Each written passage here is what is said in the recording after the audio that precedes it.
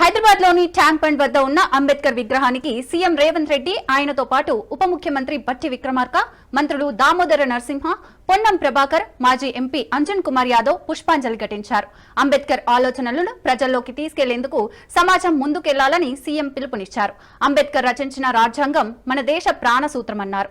ఆయన కలలు కన్న సమాజం ఏర్పాటు చేయడానికి ప్రతి ఒక్కరూ కృషి చేయాలని చెప్పారు. అన్ని వర్గాలకు సమానత్వం, స్వేచ్ఛ, న్యాయం లభించాలన్నది అంబేద్కర్ ఆశయమని, ప్రభుత్వ విధానాలు కూడా అదే దిశగా సాగుతాయని హామీ ఇచ్చారు.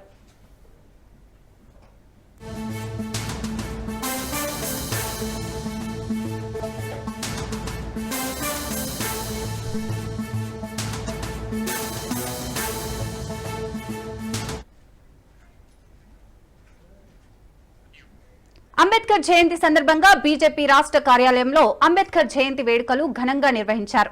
కేంద్ర మంత్రి కిషన్ రెడ్డి, లక్ష్మణ్లతో కలిసి బండి సంజయ్ అంబేద్కర్ చిత్రపటానికి పూలమాల వేసి నివాళులర్పించారు.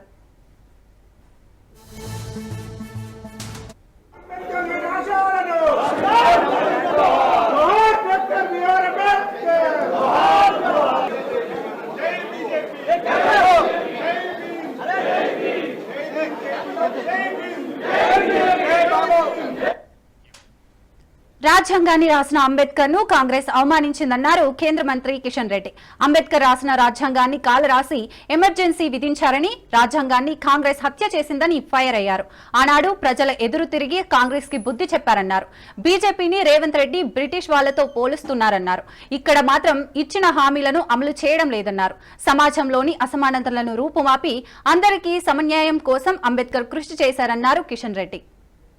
డాక్టర్ బాబాసాహెబ్ అంబేద్కర్ రూపకల్పన చేసినటువంటి రాజ్యాంగాన్ని కాంగ్రెస్ పార్టీ ఆ రోజు ఎమర్జెన్సీ పేరుతో హత్య చేస్తే, ఆ రాజ్యాంగ స్ఫూర్తితో ఈ దేశ ప్రజలందరూ కూడా మళ్లీ రాజ్యాంగాన్ని పునరుద్ధరించే విధంగా కాంగ్రెస్ పార్టీకి ఆ రోజు గోరి కట్టిన విషయం, జనతా పార్టీ పేరుతో కాంగ్రెస్ పార్టీని ఓడించినటువంటి ఘనత డాక్టర్ బాబాసాహెబ్ అంబేద్కర్ రూపకల్పన చేసినటువంటి రాజ్యాంగబద్ధంగా ఈ దేశ ప్రజలు స్పందించిన విషయాన్ని మనం చేస్తాం. భారత రాజ్యాంగం అనేక రకాల ఒడిదుడుకులు ఎదుర్కొన్నప్పటికీ, ముఖ్యంగా కాంగ్రెస్ పార్టీ అన్ని రకాలుగా రాజ్యాంగాన్ని తమ పార్టీకి అనుకూలంగా, నెహ్రూ కుటుంబానికి అనుకూలంగా, కాంగ్రెస్ నాయకత్వానికి అనుకూలంగా కాంగ్రెస్ పార్టీ అధికారంలో ఉండాలనేటువంటి కుట్రతో అనేక కుతంత్రాలు చేసినప్పటికీ మరి రాజ్యాంగం చెక్కు చేయగలిగేదంటే అది డాక్టర్ బాబాసాహెబ్ అంబేద్కర్ యొక్క గొప్పతనం అని సందర్భంగా మనం చేస్తున్నాను. ఈ దేశ ప్రజల యొక్క గొప్పతనం అని మనం చేస్తున్నాను. ఈరోజు రేవంత్ రెడ్డి దేశమంతా తిరిగి భారతీయ జనతా పార్టీ మీద విమర్శిస్తున్నాడు, బ్రిటిష్ వాళ్ళతో పోలుస్తున్నాడు భారతీయ జనతా పార్టీని. కాంగ్రెస్ పార్టీ ఏదైతే చెబుతుందో అది చెయ్యదు. ఇందుకు ఇటీవలనే మన దగ్గర గ్యారంటీల పేరుతో అనేక హామీలు ఇచ్చారు. ఏ ఒక్క గ్యారంటీ అమలు చేసే పరిస్థితి లేదు. కాంగ్రెస్ తీరు ఎట్లుందంటే చంపినోడే సంతాప సభ పెట్టినట్లుందన్నారు కేంద్ర మంత్రి బండి సంజయ్. అంబేద్కర్ ను అడుగడుగునా అవమానించిందే కాంగ్రెస్ అని, ఆయనపై కుట్ర చేసి 2 సార్లు ఓడించిందే కాంగ్రెస్ అని మండిపడ్డారు. భారతరత్న ఇవ్వకుండా అవమానించడమే కాకుండా ఆయనను ఓడించిన వ్యక్తికి పద్మభూషణ్ ప్రదానం చేసిందే కాంగ్రెస్ అని ఫైర్ అయ్యారు. తక్షణమే బడుగు బలహీన వర్గాల ప్రజలందరికీ కాంగ్రెస్ క్షమాపణలు చెప్పాలని డిమాండ్ చేశారు. కేవలం భారతదేశంలో కాకుండా ఈరోజు 120 దేశాల్లో బాబాసాహెబ్ అంబేద్కర్ గారి జయంతి ఉత్సవాలను బ్రహ్మాండంగా నిర్వహిస్తున్నట్టు గొప్ప సందర్భం ఈరోజు. నిన్ననే దేశవ్యాప్తంగా అంబేద్కర్ గారి యొక్క విజ్ఞాన శుద్ధి చేయడం, దీపార్చన చేయడం కూడా కార్యక్రమం జరిగింది. అంబేద్కర్ గారి యొక్క విజ్ఞాన శుద్ధి చేయడం అంటే అంబేద్కర్ గారి యొక్క చరిత్రను తరతరాలు గుర్తించే విధంగా చేయడం మాత్రమే ఈ కార్యక్రమం. గతంలో కాంగ్రెస్ పార్టీ బాబాసాహెబ్ అంబేద్కర్ చరిత్రను తిరుమల చేసే ప్రయత్నం చేసింది. కానీ అంబేద్కర్ గారి చరిత్రను స్ఫూర్తిదాయకంగా తరతరాలు గుర్తుంచుకోవాలని ఆలోచనతోని పంచ తీర్థాల పేరుతోని అభివృద్ధి చేసిన విషయాన్ని గుర్తుంచుకోవాలి. ఢిల్లీ నడిబొడ్డున 200 కోట్లతో బాబాసాహెబ్ అంబేద్కర్ ఇంటర్నేషనల్ సెంటర్ ఏర్పరిచిన ఘనత భారతీయ జనతా పార్టీ నరేంద్ర మోడీ ప్రభుత్వాన్ని. ఇవాళ సెంట్రల్ హాల్లో బాబాసాహెబ్ అంబేద్కర్ ఫోటో పెట్టినంటే అది భారతీయ జనతా పార్టీ అటల్ బిహారీ వాజ్పేయి గారి నేతృత్వంలో ఎన్డీఏ ప్రభుత్వం ఒత్తిడితో పెట్టిన విషయాన్ని మనం గుర్తుంచుకోవాలి. ఇలా బాబాసాహెబ్ అంబేద్కర్ కు భారత్ అంతా ఇప్పించేది భారతీయ జనతా పార్టీ. ఇవాళ మొదటి నుంచి కూడా బాబాసాహెబ్ అంబేద్కర్ ను వ్యతిరేకిస్తూ ఇవాళ కాంగ్రెస్ పార్టీ వ్యవహరించడం ఎట్లుందంటే చంపినోళ్ళే సంతాప సభ పెట్టడం తీరున్నది. ఇవాళ రాష్ట్ర వ్యాప్తంగా ఘనంగా నిర్వహించాలి. ఘనంగా కాంగ్రెస్ పార్టీ ఇప్పటికైనా క్షమాపణలు చెప్పాలి. అందరం సమాన హక్కులు పొందుతున్నామంటే అందుకు అంబేద్కర్ రాసిన రాజ్యాంగమే కారణమన్నారు మాజీ మంత్రి హరీష్ రావు. అంబేద్కర్ సిద్ధాంతాలను పాటించడమే అసలైన నివాళి అన్నారు.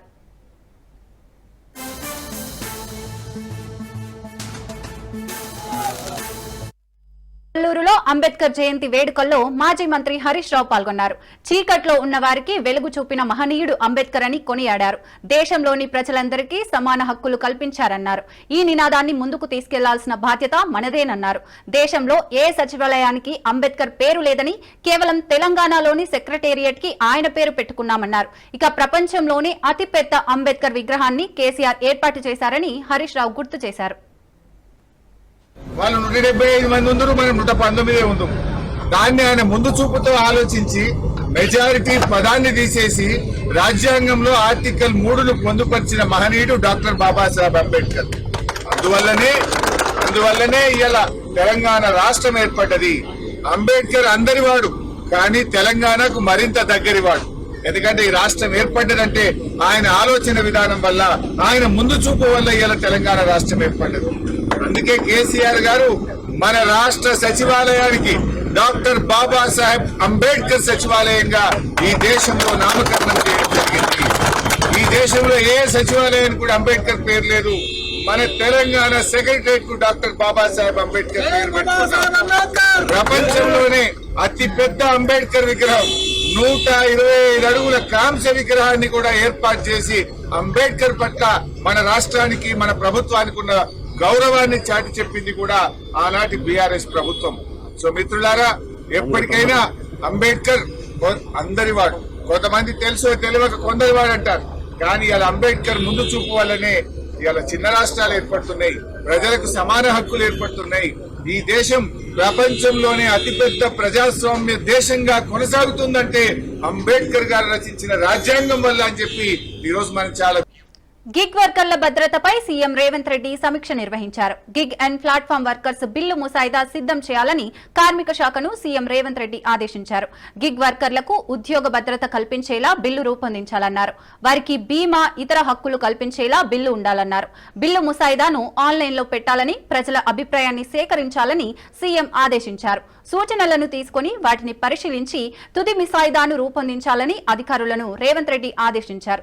గిగ్ వర్కర్ల చట్టంలో కార్మికుల భద్రతకు అధిక ప్రాధాన్యతనివ్వాలన్నారు. కంపెనీలు, అగ్రిగేటర్లను సమన్వయం చేసేలా కొత్త చట్టం ఉండాలని చెప్పారు. ఈ నెల 25 నాటికి బిల్లు తుది ముసాయిదాను సిద్ధం చేయాలన్నారు. మేడే రోజున చట్టం అమల్లోకి తెచ్చేలా ఏర్పాట్లు చేయాలని కార్మిక శాఖ ఉన్నతాధికారులను సీఎం ఆదేశించారు.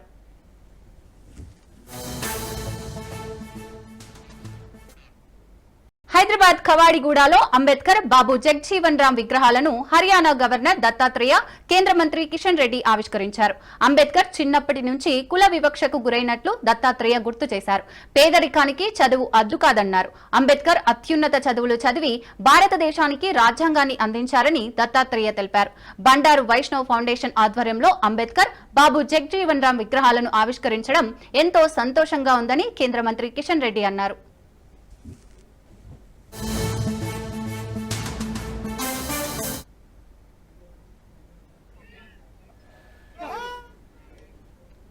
గత 5 సంవత్సరాల క్రితము ఆకస్మికంగా స్వర్గస్థులయ్యారు. వారి పేరు మీద బండారు వైష్ణవ్ ఫౌండేషన్ అనే సంస్థను స్థాపించి అప్పటి నుంచి అనేక సామాజిక కార్యక్రమాలు, సేవా కార్యక్రమాలు చేస్తున్న విషయం మనకందరూ తెలుసు.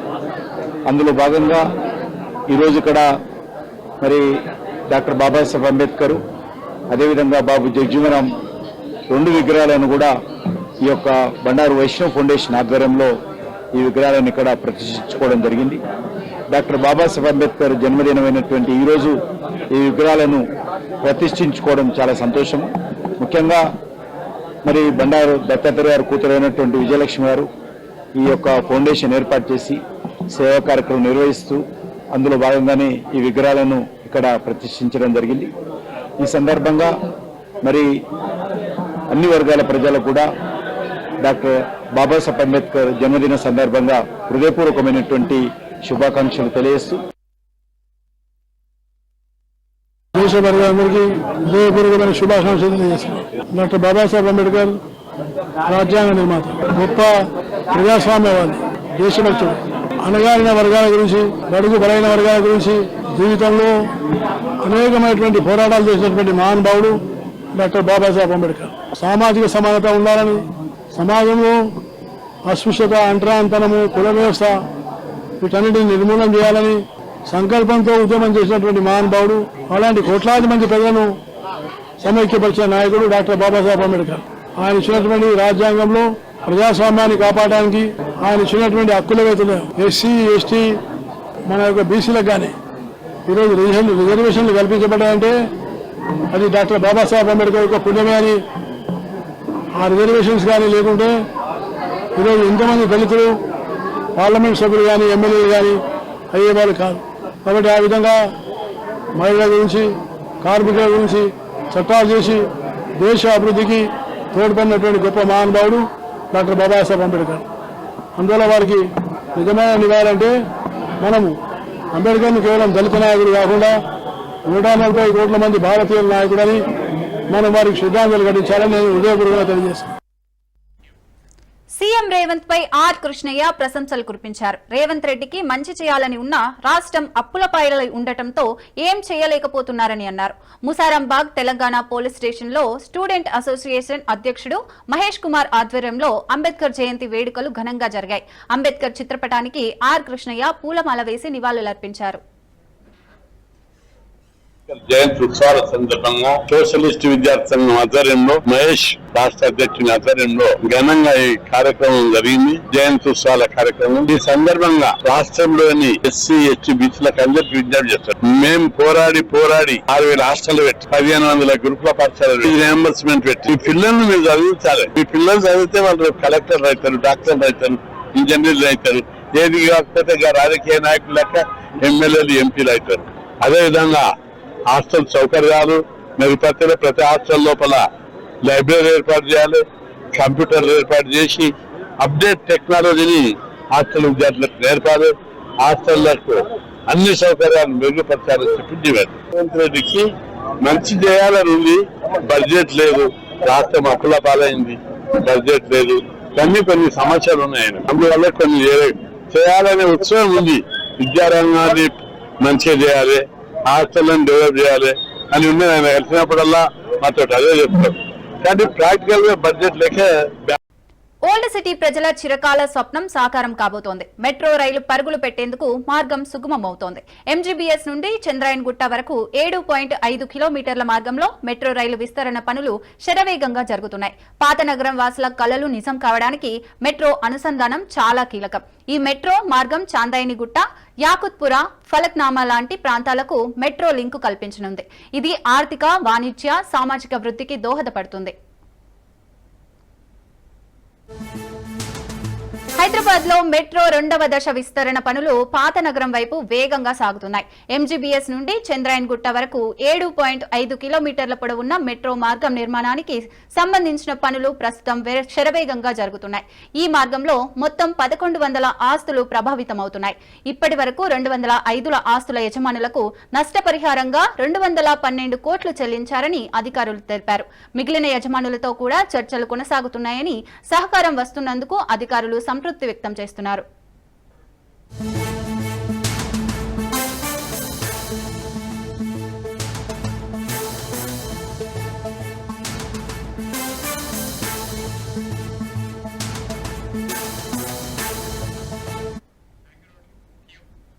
ప్రభావిత ఆస్తుల యజమానులు స్వచ్ఛందంగా స్పందించి ప్రభుత్వం నిర్ణయించిన నష్టపరిహారాన్ని ఆమోదించి ముందుకు వచ్చి తమ ఆస్తులను మెట్రో మార్గం కోసం ఇస్తున్నారు. ఈ మార్గంలో ఇరువైపులా చిక్కుముడులుగా ఉన్న కొన్ని క్లిష్టమైన విద్యుత్, టెలిఫోన్ కేబుళ్లను అత్యంత అప్రమత్తంగా తొలగించి తమ ఇంజనీరింగ్ సిబ్బంది మార్గాన్ని సుగమం చేస్తున్నారు. మెట్రో అధికారులతో పాటు రెవెన్యూ, పోలీస్ పర్యవేక్షణలో మెట్రో మార్గం విస్తరణ పనులు చురుకుగా సాగుతున్నాయి. ఇప్పటికే రోడ్డు విస్తరణ కోసం పలు భవనాలు, కట్టడాలను కూల్చివేసి అవశేషాలను తొలగిస్తున్నారు. ఈ మార్గంలో ట్రాఫిక్ సమస్యను తగ్గించడానికి రోడ్డు విస్తరణ ఎంతో అవసరమని అధికారులు తెలిపారు. సున్నితమైన కట్టడాలకు ఎటువంటి ముప్పు కలగకుండా అన్ని జాగ్రత్తలు తీసుకుంటున్నారు. రంజాన్ సందర్భంగా విస్తరణ పనుల వేగం కొంత తగ్గినప్పటికీ ఇప్పుడు అవి మళ్లీ పుంజుకొని సజావుగా సాగుతున్నాయి. పాత నగరంలోని చారిత్రాత్మక కట్టడాలకు ఎటువంటి నష్టం జరగకుండా అత్యాధునిక సాంకేతిక పరిజ్ఞానాన్ని ఉపయోగించి మెట్రో పిల్లర్ల నిర్మాణం చేపట్టనున్నారు. ముఖ్యమంత్రి రేవంత్ రెడ్డి గారి ఆదేశాల మేరకు త్వరితగతిన పాత నగరం విస్తరణ పనులు పూర్తి చేసి కేంద్ర ప్రభుత్వ అనుమతి రాగానే మెట్రో నిర్మాణ పనులు ప్రారంభిస్తామని ఎన్వీఎస్ రెడ్డి వెల్లడించారు. మెట్రో రైలు అందుబాటులోకి వస్తే పాత నగర ప్రజలకు ప్రయాణం సౌకర్యం మెరుగుపడుతుందని, ఆర్థికంగా అభివృద్ధి చెందుతుందని అధికారులు ఆశాభావం వ్యక్తం చేశారు. మెట్రో రైలు ప్రాజెక్టు పూర్తయితే పాత నగరం రూపురేఖలు మారుతాయని, హైదరాబాద్ నగర అభివృద్ధికి ఇది ఒక మైలురాయిగా నిలుస్తుందని అధికారులు తెలిపారు. పాత నగరం వాసుల కలలు నిజం కావడానికి మెట్రో అనుసంధానం చాలా కీలకం. ఈ మెట్రో మార్గం చాందినిగూడ, యాకుత్పుర, ఫలక్నుమా లాంటి ప్రాంతాలకు మెట్రో లింక్ కల్పించనుంది. ఇది ఆర్థిక, వాణిజ్య, సామాజిక వృద్ధికి దోహదపడుతుంది. రోజు వేల మంది ప్రయాణికులు ఈ మార్గం ద్వారా ప్రయాణించే అవకాశం ఉందని అధికారులు అంచనా వేస్తున్నారు. ముఖ్యమంత్రి రేవంత్ రెడ్డి ప్రత్యేకంగా ఈ ప్రాజెక్టును వేగవంతం చేయాలని అధికారులకు ఆదేశాలు ఇచ్చినట్లు తెలిపారు. ఇప్పటికే ప్రారంభ పనులు పూర్తి చేసుకుని కేంద్ర ప్రభుత్వ అనుమతులు రావడంతో పూర్తి స్థాయి నిర్మాణం త్వరలో ప్రారంభమవుతుందని వెల్లడించారు.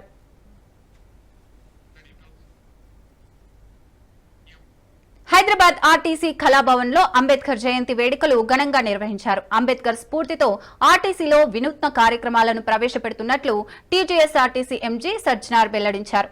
కులం, మతం, లింగభేదం లేకుండా ప్రజలందరికీ సమాన అవకాశాలుండాలని అంబేద్కర్ పోరాడారని ఆయన కొనియాడారు. అంబేద్కర్ ఆశయాలు ముందు తరాలకు స్ఫూర్తిదాయకమన్నారు. ఆర్టీసీలో ఉద్యోగుల పెండింగ్ అంశాలను యాజమాన్యం ప్రభుత్వం దృష్టికి తీసుకెళ్లిందన్నారు. కొందరు చేస్తున్న దుష్ప్రచారాన్ని ఉద్యోగులు నమ్మొద్దని ఆయన సూచించారు.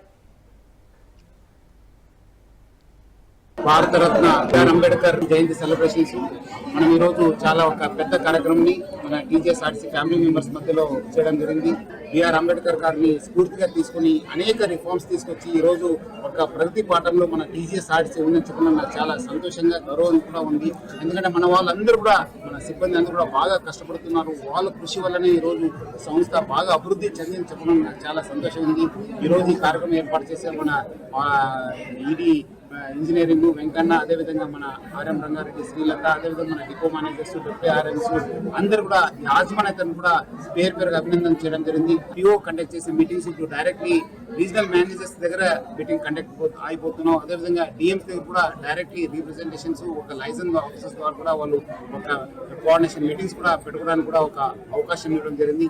సో ఇట్లా మనము చాలా రిఫార్మ్స్ కూడా ఆయన స్ఫూర్తితోనే అయిందని చెప్పడం నాకు చాలా సంతోషంగా. విద్యా, వైద్యంతో పాటు ఆర్థికంగా వెనుకబడిన వారికి చేయూత అందించేందుకు తన కుమారుడి పేరుపై ట్రస్టును ప్రారంభించినట్లు మాజీ మంత్రి, సినీ నటుడు బాబు మోహన్ తెలిపారు. పవన్ బాబు మోహన్ చారిటబుల్ ట్రస్టును హైదరాబాద్ బషీర్బాగ్ ప్రెస్ క్లబ్ లో ఆయన ప్రారంభించారు. తన కుమారుడు 2003లో రోడ్డు ప్రమాదంలో మరణించాడని గుర్తు చేసుకున్నారు. ఆ సమయంలోనే ట్రస్ట్ పెట్టాలని అనుకున్నానని, కానీ రాజకీయాల్లో ఉండటం వల్ల సాధ్యం కాలేదన్నారు. ఇప్పుడు తాను రాజకీయాలకు దూరంగా ఉన్నానని, పూర్తి స్థాయిలో ట్రస్ట్ కోసం పనిచేస్తానని తెలిపారు. భద్రాద్రి కొత్తగూడెం జిల్లా అశ్వరావుపేటకు చెందిన సమీప అనే యువతి చదువు బాధ్యతలను తాను తీసుకున్నట్లు బాబు మోహన్ తెలిపారు.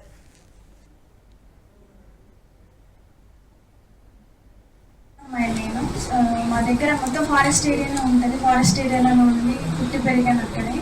బయట ప్రపంచం ఏం తెలియదు మాకు. మొత్తం గవర్నమెంట్ స్కూల్లోనే చదువుకున్నాం. 10th వరకు గవర్నమెంట్ స్కూల్స్ యూజ్ చేసుకున్నాము. తర్వాత ఎంట్రన్స్ ఎగ్జామ్ ఈసెట్ రాసి డిప్లొమా నుండి బీటెక్ కూడా చేశాము. వాళ్ళు ఇచ్చే స్కాలర్షిప్తో మమ్మీ డాడీ కష్టపడి చదివించారు. ఇంకా చదువుకోవాలని ఆశ ఉంది, కానీ ఎంటెక్ చేయాలనుకున్నాను తర్వాత. కానీ మాకు ఫైనాన్షియల్ స్టేటస్ లేక చదువుకోవడానికి ఇబ్బంది అయింది. నేను అనుకున్న అందరికి రోల్ మోడల్ అవ్వాలి, మా జాతి ఎలా వెనకబడి ఉంది కాబట్టి వీళ్ళకి నేనన్నా రోల్ మోడల్ అవ్వాలి కదా, ఎందుకు ఇలానే ఉంటే వాళ్ళు క్వశ్చన్స్ చేస్తూనే ఉంటారు కదా. ఒక డిప్రెషన్లో ఉండిపోయాను. ఏం చేయాలి అనే స్టేజ్లో ఉన్నప్పుడు మా ఫ్రెండ్ ఒకసారి 2 years బ్యాక్ సార్ నెంబర్ ఇచ్చింది అనమాట, ఫోన్ నెంబర్. వచ్చారు అంటే సార్ ఇంటర్వ్యూస్ చూసాం, యూట్యూబ్లో చూసాం కదా ఇంటర్వ్యూస్ చూసినప్పుడు సార్ హెల్ప్ చేసేవాడిని. మొత్తం సార్ది బ్యాక్గ్రౌండ్ బయోగ్రఫీ మొత్తం చూశాను. నాకు ఏదైనా నీడ్ ఉంటుంది, హెల్ప్ చేస్తాడు కన్ఫామ్గా. నేను అడిగేది వేరే వాళ్ళ కోసం కాదు కదా, చదువు కోసమే కదా అనేసి సార్కి నేను ఒక్క మెసేజ్ చేశాను. 8 o'clock జాన్లో చేశాను. సార్ నేను ఇలాగ ట్రైబ్స్ అమ్మాయిని, నా సిచ్యువేషన్ ఇది, నాకు మీరు హెల్ప్ చేస్తారా అనుకొని నేను మెసేజ్ చేశాను సార్కి. ఒక 10 o'clock 10:30కి రిప్లై వచ్చింది సార్ నుంచి, నువ్వేం టెన్షన్ పడకమ్మా, నేను ఎవరిని బాబు మోహన్, నీకు హెల్ప్ చేస్తాను, నేను మాట అంటే మాట తప్పేవాడిని కాదు, ఎప్పటికీ నేను నీకు మాట ఇస్తున్నాను, నువ్వు ఎంత చదువుకుంటావో చదువుకో, ఎన్ని ఇయర్స్ అయినా నేను హెల్ప్ చేస్తాను నీ ఎడ్యుకేషన్కి అని చెప్పారు. విత్ ఛార్జెస్తో సహా ఇచ్చి నువ్వు హైదరాబాద్కి రా, ప్రతి అప్డేట్ నాకు ఇవ్వు, నేను హైదరాబాద్కి వచ్చిన ప్రతిసారి నాకు అప్డేట్ చెయ్యి, ప్రతిదీ నీకు విత్ ఛార్జెస్ ఇచ్చి పంపించి హాస్టల్ ఫీజు పే చేసేసారు నాకు, నీ ఎడ్యుకేషన్ నేనున్నాను, నీకు నేను భరోసా, నువ్వు టెన్షన్ పడుకో, చదువుకో మంచిగా అనేసి అన్నారు. చాలా thank you so much sir నాకు ఇంత హెల్ప్ చేసినందుకు. ఎంతో మందికి మంచి సేవలు అందించాలన్న సదుద్దేశంతో ఈ ట్రస్ట్ పెట్టడం జరిగింది. నేను చిన్నప్పటి నుండి చేసిన పనుల్ని రిటైర్మెంట్ టైంలో కూడా బ్రహ్మాండంగా చేయాలని అనుకున్నాను. దీని ద్వారా విద్య, వైద్యం, ఆర్థికంగా వెనుకబడిన వారికి చేయుత, ఈ 3 కార్యక్రమాలు మెయిన్ గా పెట్టుకొని ఈ ట్రస్ట్ పెట్టడం జరిగింది. ఎంతో మంది విద్యార్థులు మొన్న అసెంబ్లీ సెషన్స్ లో కూడా చూశాను, ఫీజు రీఎంబర్స్మెంట్ రాక, ఫీజులు గవర్నమెంట్ కట్టి గట్టగా, ఇంట్లో తాహత లేక మంచిగా చదువుకునే వాళ్ళుగా కూడా ఆగిపోయి, పెద్ద చదువుల వరకు వచ్చి కూడా ఆగిపోయి, ఇంజనీర్ల వరకు వచ్చి కూడా ఆగిపోయి, మాస్టర్ డిగ్రీలు చేస్తూ కూడా ఆగిపోయిన వాళ్ళు చాలా మంది ఉన్నారు. పల్లెటూర్లలో పోయి మనం అడిగితే, ఎందుకంటే నేను ఎమ్మెల్యేగా 3 సార్లు ఎమ్మెల్యేగా పనిచేశాను, ఏం బాబు ఏం చేస్తున్నావు, 10th పోయింది సార్, నువ్వేం చేస్తున్నావు బాబు, ఇంటర్ పోయింది సార్ అంటుంటారు. పాపం పోయిందంటే ఎడిపోయింది, అది 10th ఆపేసినావు అని అంటే డబ్బులు లేక సార్ అని చెప్పిన వాళ్ళు చాలా మంది ఉన్నారు.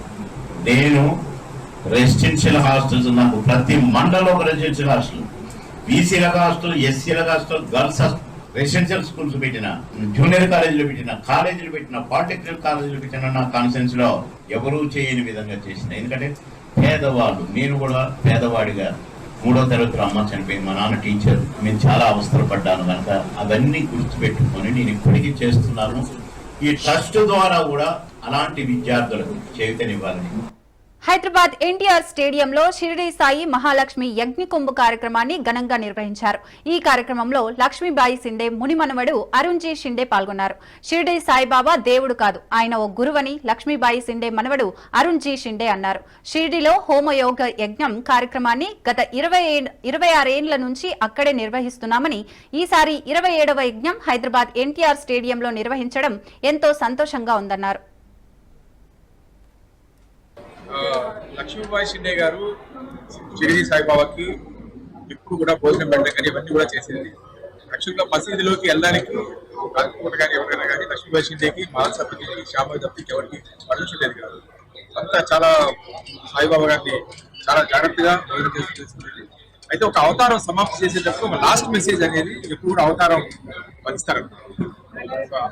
అవతారం చాలించే ముందర విజయదశమి రోజు 1918 కొన్ని నిమిషాల ముందర లక్ష్మీబాయి షిండే పిలిచి ఆమెకు 9 సిల్వర్ కాయిన్స్ ఇస్తారు.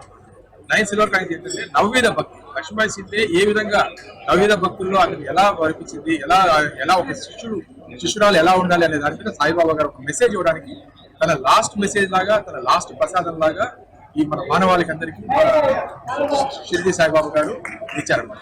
లక్ష్మీబాయి షిండే గారు ఎప్పుడు కూడా ఎంతో ధనవంతురాలు, ఆ ఊరికి కూడా సంతృప్తిగా చేశారు.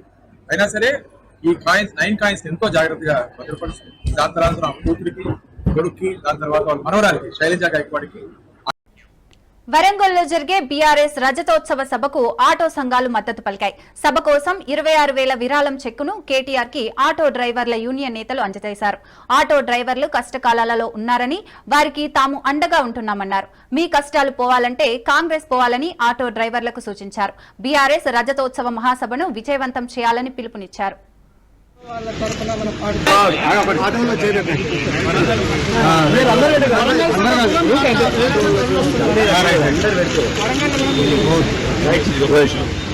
ఈ డబ్బులు మాకు పార్టీ మీకు సాయం చేయాలి.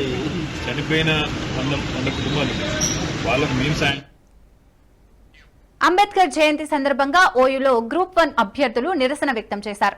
నిరుద్యోగ జేఏసీ చైర్మన్ మోతీలాల్ ఆధ్వర్యంలో ప్లకార్డులు పట్టుకుని మోకాళ్లపై కూర్చొని నిరసన చేపట్టారు. గ్రూప్ 1లో జరిగిన అవకతవకలపై విచారణ జరిపించాలని రాష్ట్ర ప్రభుత్వాన్ని డిమాండ్ చేశారు. జీవో నెంబర్ 55తో ఉన్న నోటిఫికేషన్ జీవో నెంబర్ 29తో ఎందుకు తీసుకొచ్చారని ఆయన ప్రశ్నించారు.